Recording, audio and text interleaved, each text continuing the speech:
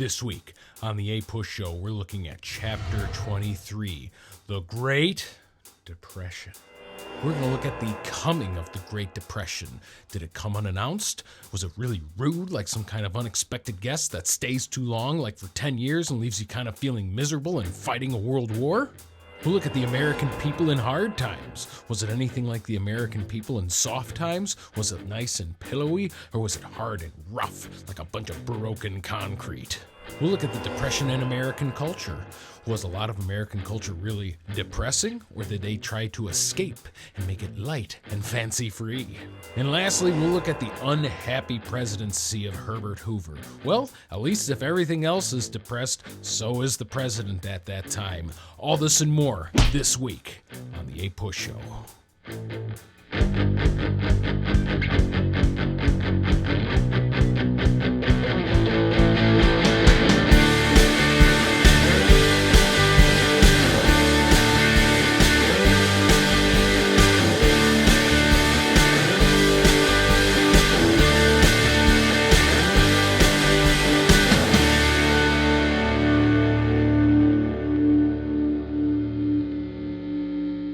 We'll start with the discussion of the causes of the Great Depression and realize anything that has the word great in front of it, whether it's the Great War, the Great Crash, or in this case, the Great Depression, means it's probably going to have long-term causes and short-term causes.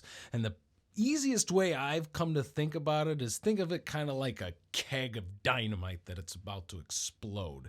You have your little fuse, which is your short-term cause, and yeah, that sort of starts the explosion, but all that dynamite that took years and a lot of people and a lot of energy and a lot of time to put in there, that's your long-term cause. And the Great Depression had a little fuse, but a big old keg of dynamite, and actually a bunch of other kegs of dynamite strewn about along the way, that made it as massively impactful and miserable as it was. So what ignited the Great Crash of 1929? Well, here's what we know. For pretty much the whole decade leading up to 1929, the stock market was a-boomin'. Between 1928 and 1929, the bulk of stocks doubled in value and everyone was scrambling to buy more stocks. Trading increased from about 2 to 3 million trades a day to nearly 5 million a day. And on some occasions, as many as 10 to 12 million stocks were traded in a single day. But on Tuesday, October 29th, 1929, also known as Black Tuesday, which in this case means like funeral black because it was really sad, all that came crashing down.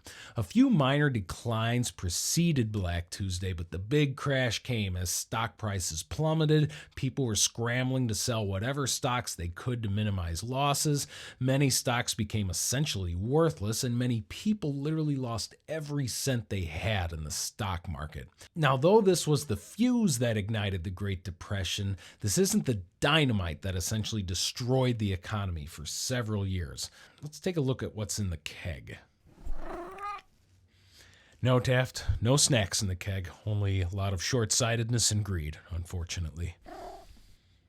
Now, understand that the causes of the Great Depression are numerous, and people have literally spent their entire careers examining its causes, but we're going to try and figure out the basics as to why this recession turned into the worst economic depression in the history of capitalism.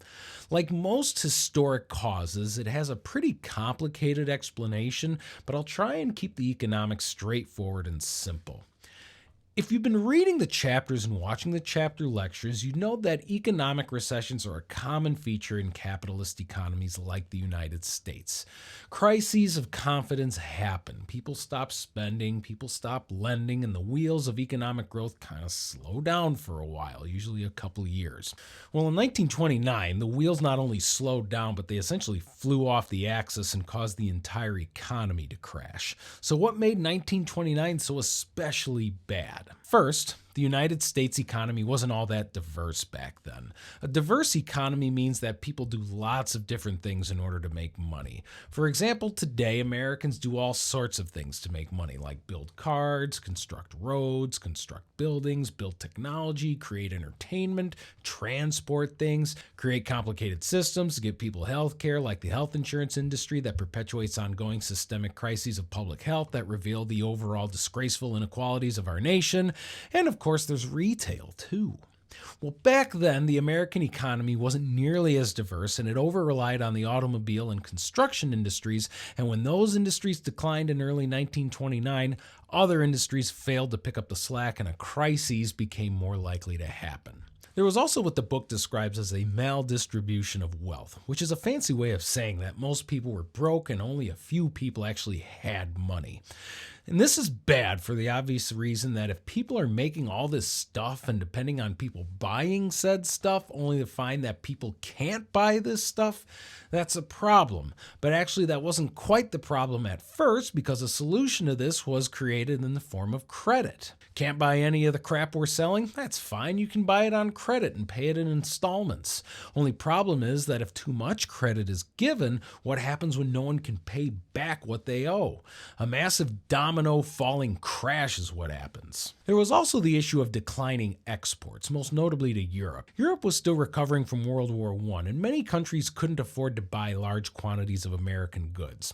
Other countries rebuilt certain industries so they didn't need to rely on American goods anymore, and other countries were still ravaged by the international debt structure created in the wake of World War I, like Germany. Many European countries owed the United States a ton of money after World War I, but the solution to ending the debt was to force other people to pay it that couldn't really pay it. England and France expected massive reparation payments from Germany and Austria, only to find that Germany and Austria couldn't pay. Rather than allow some debt forgiveness, the United States banks issued more loans to European nations in order to pay off their old loans. Which is literally like Taft here owing me $20, so I loan him $20 just to pay me back the $20 with interest. It doesn't totally make sense. Oh, you owe me everything. This would lead to increased debt in Europe, which is exacerbated by the high tariffs in America, which essentially eliminated Europe's ability to conduct business in order to pay the debt, and now this depression would travel over the Atlantic Ocean and become a full-blown international catastrophe. But what really turned the 1929 crash into a decade-long depression was the deep-seated flaws in the capitalist economy of the time. Here's where the economic stuff gets pretty dense, so bear with me. As you may or may not know, banks make money by taking in people's money and savings and then using that exact same money to give to other people as loans. People pay back the loans with interest, which causes the banks and the people who store their money in the banks to make money. It's a great system unless the banks screw it up by issuing more loans than they have in savings, and then a financial crash happens, which means a bunch of people can't pay back their loans, and the people who have their money in savings freak out because they think their money is all gone, only to find that when they go to the bank, all their money is gone, and everything that they've saved their entire lives for is literally gone. Well, this is basically what happened to over 9,000 banks as they either closed or had to close their doors to prevent bankruptcy. The overextension of credit had come back to bite the American banking system right in the butt, as there was an overextension of the money supply that did not match the actual value of what the United States was producing. This is what we call a bubble, and once that bubble bursts, the money supply actually contracted, which meant prices had to be lowered, production had to be halted because no one could afford to buy anything, people had to be laid off because business was terrible as no one had any money, and the total value of American production in a year, which is also known as the GNP, or Gross National Product, plummeted from $104 billion in 1929 to $76.4 billion in 1932. In the capitalist system, a healthy country's ability to produce is supposed to go up every year. When it goes down by 25%, that's really bad. You sure did, Taft. Stunk up the whole apartment. Now that we have a little bit better understanding of the causes of the Great Depression, we'll take a look at the effects of the Great Depression as the American people grappled with struggling the new normal of the 1930s. First, Americans had to deal with the issue of unemployment. With so many businesses going under, especially in the industrial Northwest, some towns like Cleveland, Akron, and Toledo had unemployment rates of 50, 60, and 80%. And by the way, the unemployment rate is the rate of working age people that are looking for work and can't find it. The massive amounts of unemployed people sent many American men into a state of full-on crisis, as Americans for years had been taught the idea that every individual is personally responsible for his own success, meaning that if you were poor and hard up, it was your fault, no one else's. And though this attitude is good to a degree and that it may instill a degree of grit and determination for success, it can become really toxic really fast when people experience inevitable and sporadic catastrophes that result from the global and volatile capitalist economic system like that of the early 20th century. You had many men desperately wandering the streets looking for work that simply didn't exist at that time in order to fulfill the need to feel adequate as a father or a husband or simply a man. Relief systems at the time, whether supplied by the government or by private charity, were completely unprepared and thusly unable to provide for the millions needing aid. Many public officials also undermined public welfare as they believed giving free food, shelter, or money would undermine the moral fiber of the nation.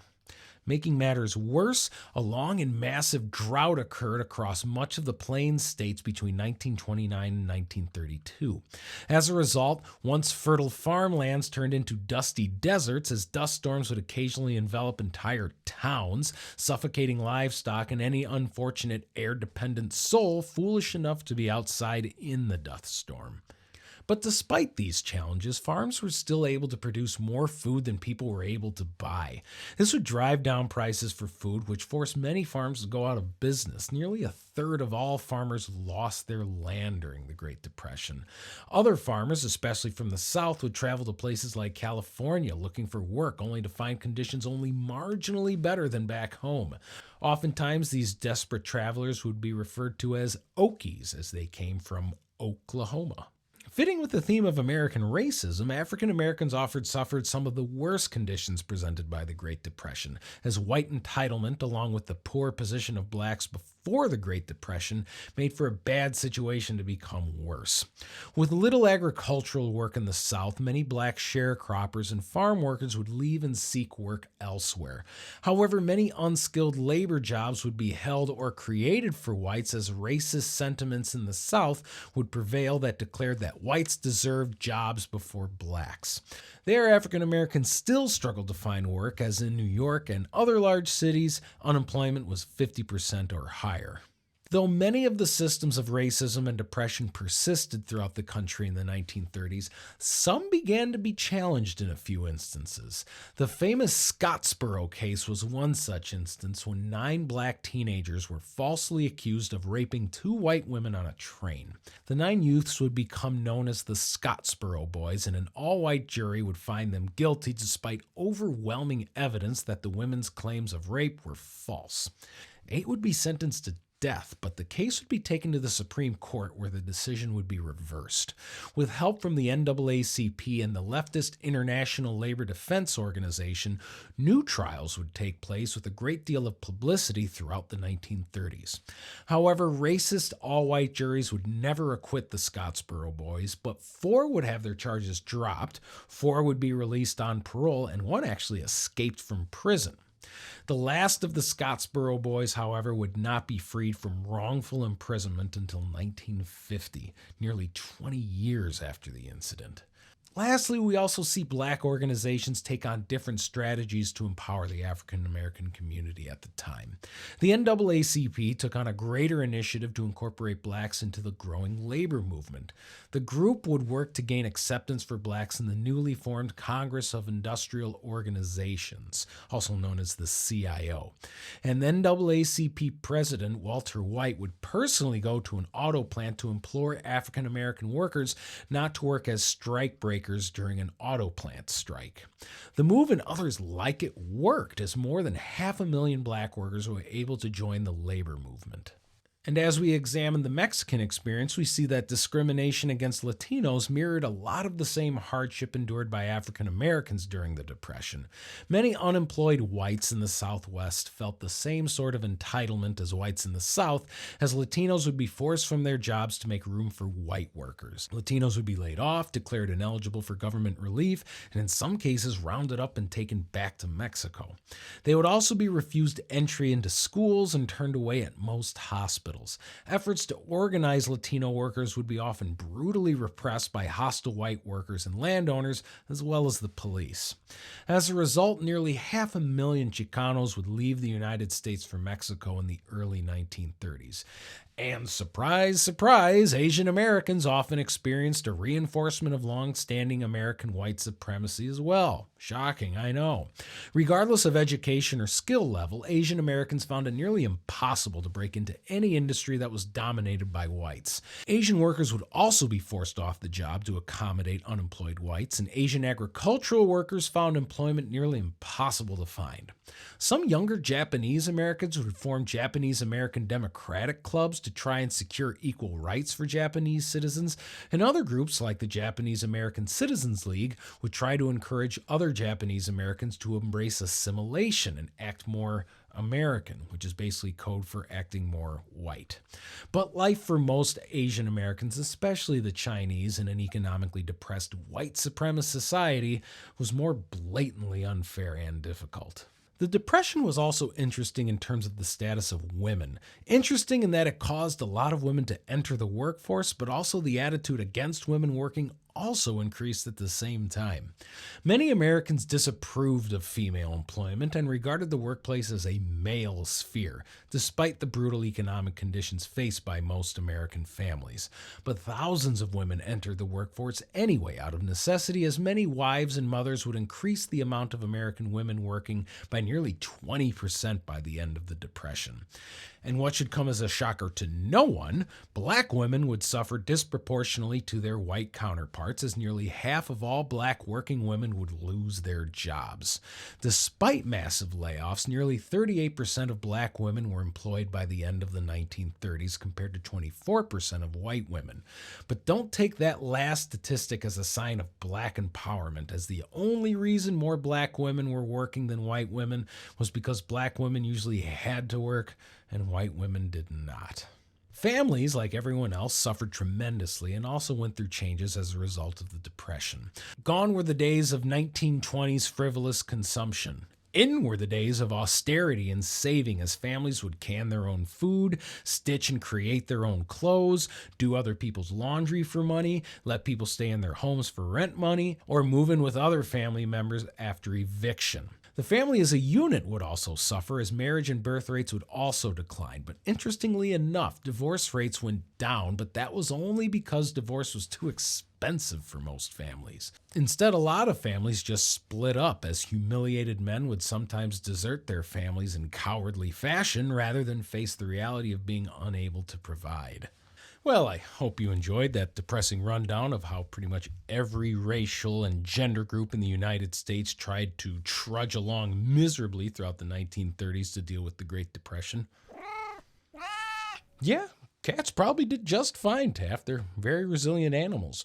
But now we're going to look at American culture, as we see that Americans would oftentimes engage in a lot of just cathartic wallowing in pity during the Great Depression. Some Americans would engage in sharp criticisms of the American society that kind of created the Depression. And some Americans just look for a nice quick hit of dopamine from cheap, fun entertainment to make them forget about the miserable reality of the Great Depression. Firstly, we'll look at certain American values and how they fared in the face of the crisis. Despite a great deal of evidence to the contrary, many Americans clung to the idea of the success ethic, which basically dictated that one's success was one's own doing. People still believe that if you are successful, that's because you are a smart and good person. But the other side of that is that if you are unsuccessful, then you're a failure, and this attitude led to a great deal of self-blame. This would also lead to a massive number of people, especially men, to become incredibly depressed and isolated in their own shame. Next, as we examine art, we see that some artists sought to take deep examinations and exposés of the injustices of American life. Photographers like Dorothea Lange would travel to the South and capture stark images of rural poverty. Here we see some parallels to the Progressive era, when Jacob Riis helped Americans discover poverty in the city. In the 1930s, Lange did the same for rural poverty. Other artists conveyed a lot of the same themes of desperation in the face of a cruel and unjust society, as Erskine Caldwell would expose the injustices in the rural South in Tobacco Road. Richard Wright would expose injustices faced by blacks in the urban centers of America, and John Steinbeck would expose injustices and hardships faced by migrant workers in California. Though many of these works have endured over the years, they were not the most popular medium of culture at the time. That honor belonged to radio and movies. Radio was the most consistent and accessible form of media at the time. In a lot of ways, radio in the 1930s was like TV is now, in that people would gather around a radio and listen to various programs together. People would listen to music and dance, or listen to comedy shows to get a laugh at a time when laughter was often very scarce. Some comedian like Waukegan's very own Jack Benny would use radio to create long-lasting comedy careers that would transition later on to television. More than anything else, people listened to the radio to be entertained, but radio would take on new roles in terms of providing live updates on various world events. Broadcasts of sporting events, inaugurations, speeches, award ceremonies, and other major live occasions would also be transmitted to millions across the country via radio waves. And in addition to radio, people still flocked to the movies. One would think that movies during the 1930s would suffer, as so many people couldn't really afford the luxury of a trip to the movies, but many people would go anyway, as movies were still much cheaper than other forms of entertainment, and because movies had gotten really good by the 1930s compared to decades previous. Movies of the 1930s were still heavily censored and managed by the Will Hayes-led Motion Picture Association, so nothing incredibly controversial would come out, but a few gritty crime and political dramas would be released, like The Public Enemy or Mr. Smith Goes to Washington. Most movies were elaborately produced escapist films, which were meant to dazzle audiences with elaborate sets, musical performances, and dance numbers like The Wizard of Oz, for instance. Comedies like those made by the Marx Brothers meant to make people laugh and forget about the world rather than think about it. Walt Disney would also take that idea and run with it, as his fully animated feature-length films began to excite audiences with Snow White in 1937.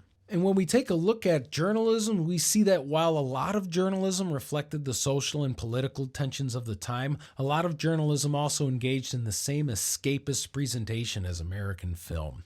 Magazines would focus more on entertainment and style rather than introspective looks at the true national self. The photo magazine Life was one such magazine, in that it would present large pictures of scenes meant to dazzle rather than awaken. Landscapes, sporting events, and attractive people wearing attractive clothing having fun were what people wanted to see, as it was more pleasant to escape reality than confront it. Taft, do you find that you confront reality, or do you try to escape it? This is true. You literally just ate.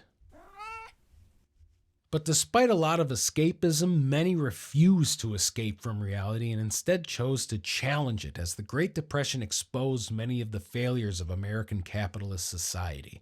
The so-called Popular Front and other groups from the left began to openly question and challenge the notion of capitalism to its core.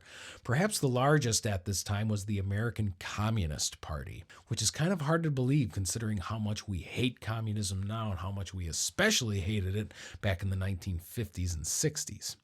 People joined the party as capitalism had let so many people down, and the spirit of revolutionary socialist reform seemed all the more appealing with the rise of the Soviet Union.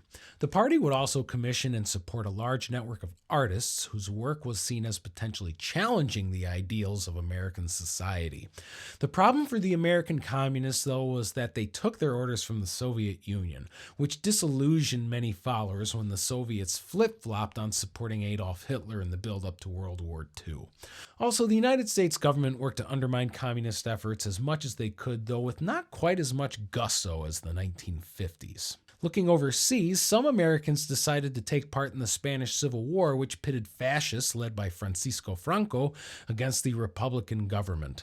Thousands of Americans, including Ernest Hemingway, would travel to Spain to fight the fascist movement and take part in something that they could, as Hemingway called it, believe in wholly and completely, and in which you felt an absolute brotherhood with others who were engaged in it. Coming back to the home front, attempts at socialism were also made during the 1930s as the American Socialist Party continued its work.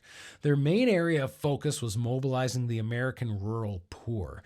The Southern Tenant Farmers Union tried to build a biracial coalition of farmers and sharecroppers, but largely failed to do so as the American Socialist Party dwindled to near obscurity by 1936.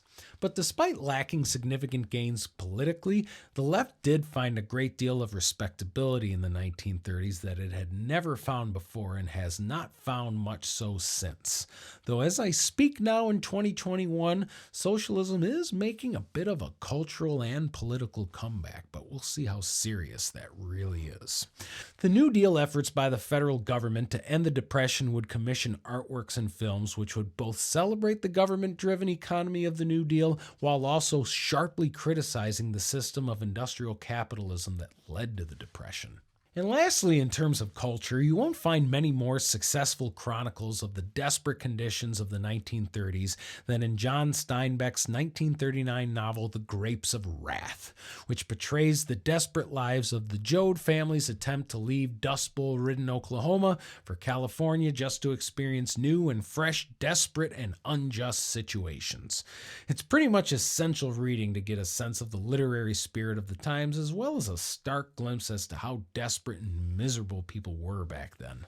Next, we'll look at the response by the Herbert Hoover administration to the Great Depression. Hoover entered the White House in 1929 with a bustling economy and everything seeming to go his way. But he would leave office in 1932 after a lot of the same strategies that he used during World War I as an engineer proved to be absolutely fruitless and in a lot of cases kind of made things worse for the Great Depression. Hoover thought he could use some of the same aspects of cooperation used in World War I to deal with the Great Depression. He gathered business and labor leaders together to try and get them to volunteer to cooperate.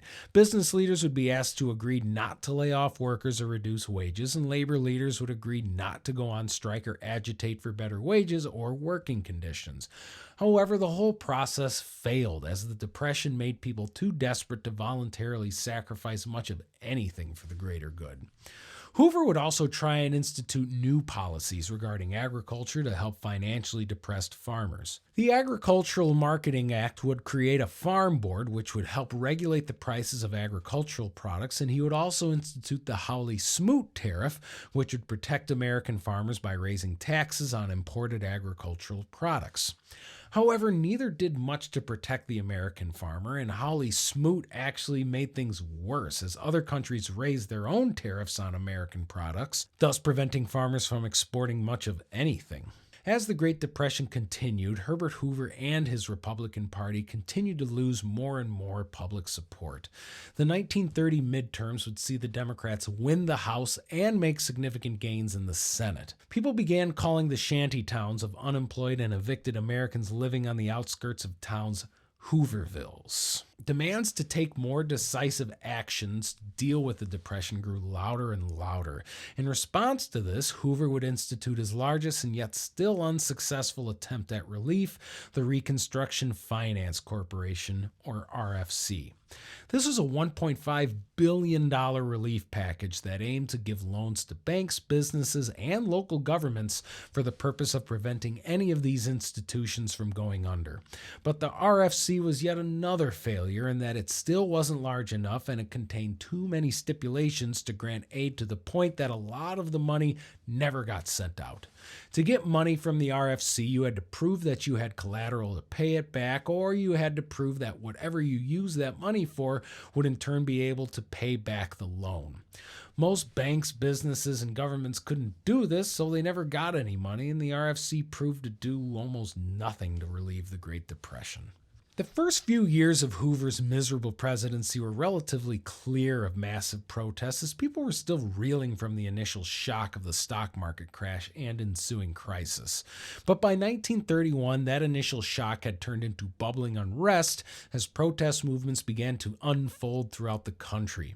As farmers were severely impacted by the Depression, they were naturally prone to voice the most aggressive and loudest grievances against the government. Farmers in Iowa would establish the Farmers' Holiday Association, which essentially instituted a farmers' strike where farmers would refuse to send their crops to the market. The strike spread and blockaded several markets in the fall of 1931, but ultimately dissolved in failure. There was also the Bonus Army's March on Washington. The Bonus Army was a large group of World War I veterans who demanded immediate payment of a $1,000 bonus that was promised to them by the United States government. The initial bonus program was designed to not pay the veterans until 1945, but considering how hungry and desperate most veterans were because of the Depression, they wanted their bonus earlier than 1945. William Howard Taft here understands that full well because he demands dinner at 3:30 every day, even though he knows full well that dinner is not served until 5 or 6 o'clock. Well, your cat tummy needs are actually cat tummy wants, and in my opinion, they're a bit unreasonable. Oh, is that so? The Bonus Army would march to Washington with about 20,000 members and would build tent communities and occupy abandoned federal buildings and were prepared to remain there until their demands were met. Regardless of the Bonus Army's efforts, Congress voted to refuse to grant them their $1,000, but many of the veterans stayed and protested anyway. The Bonus Army would be forcibly removed as Hoover called in the actual U.S. Army, led by General Douglas MacArthur and assisted by future President Dwight Eisenhower, to forcibly remove the veterans. The incident of soldiers fighting veterans in the nation's capital would prove to be the final straw that would break the political career of President Hoover. In the election of 1932, Republicans would reluctantly nominate Hoover to serve a second term, despite knowing full well that he had almost no chance of winning. The Democrats would nominate rising political star Franklin Delano Roosevelt, aka FDR. Roosevelt was a distant cousin of Theodore Roosevelt and proved to be a somewhat capable governor of New York. Despite polio essentially removing FDR's ability to use his legs, his charm and energy resonated with voters as a healthy alternative to the wildly unpopular Hoover. Roosevelt would avoid discussing most key issues regarding the nation and was able to rely on his charisma and, to a greater degree, the nation's overall disdain for Hoover to cruise to a landslide victory in 1932. The Democrats would also win the House and the Senate as the nation clearly mandated a desire for an overhaul of the government. In the interregnum, which is the period between the election and inauguration, which back then was 4 months instead of today where it's 2 months, and the reason they do this is to try and smoothly transition from the old administration to the new administration, which is hard to do if the old administration stubbornly and nearly treasonously refuses to admit that they lost. Oops. Hoover worried about Roosevelt enacting reckless economic policies that could irreparably harm the American economy. He would repeatedly call on Roosevelt to pledge to maintain economic orthodoxy, which Roosevelt repeatedly refused. However, a month before the inauguration, a new crisis emerged as the banking crisis rapidly accelerated. Public confidence in banks plummeted, and people who had money in the bank, aka depositors, would rush to the bank to try to get whatever was left. As there were no regulations back then to ensure that deposits were honored, thanks FDIC, many people went to find all of their money was simply gone. A month later, in the midst of the worst economic crisis the nation had ever seen, Herbert Hoover rode in the back of a car on the last day of his doomed presidency, convinced that the nation was headed for certain collapse and ruin. Next to him sat the beaming face of the freshly elected Franklin Delano Roosevelt, who had a much different and more optimistic vision of the American future. And next week, we'll look and see what that vision was and how successful FDR was in terms of achieving it. Because fighting an economic depression is kind of like fighting a personal depression. It takes a lot of effort, time, and a lot of help from other people. always try to help each other out, folks, and remember, there is no shame in seeking help yourself. As always, on behalf of William Howard Taft and myself, thank you guys so much for watching, and until next week, don't forget, you gotta keep pushing, G.